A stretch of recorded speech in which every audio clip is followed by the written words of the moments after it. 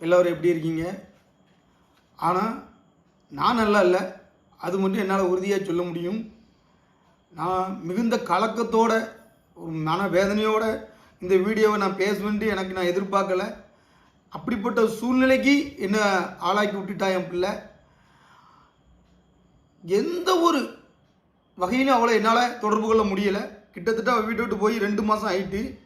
இந்த 2 மாதத்தில் ஒரு ஃபோன் நம்பரோ ஒரு இன்ஸ்டாகிராமோ எந்த சமூக எதுலேயுமே அவளை கான்டாக்ட் பண்ண முடியல. அதனால தான் இந்த வீடியோ நான் பண்ணுறேன். நான் இப்படி ஒரு துர்ப்பாக்கிய நிலைக்கு வருவேன்ட்டு நான் கொஞ்சம் கூட நான் எதிர்பார்க்கல. ஆனால் இந்த பிள்ளை என்ன இவ்வளோ பெரிய துர்ப்பாக்கிய நிலைக்கு கொண்டு வந்துட்டு என்ன காரணத்துக்காக நீ அப்பாவை வேண்டான்ட்டு போனேன். சரி, குடும்பத்தில் 1000 பிரச்சனை இருந்துச்சு, அதெல்லாம் சால்வ் பண்ணி உன் கூட 3-4 வருஷமாக உன் கூட நான் இருந்தனே. நீ என்னையும் 10ஓட 11 நினச்சிட்டு நீ என்ன காரணத்தினால போனேன்? வீடியோ நான் போடுறதுக்கு காரணம் என் பிள்ளைகிட்ட பேசுகிறதுக்கு மட்டும்தான். முழுக்க என் பிள்ளைகிட்ட பேசுகிறதுக்கு மட்டும்தான்.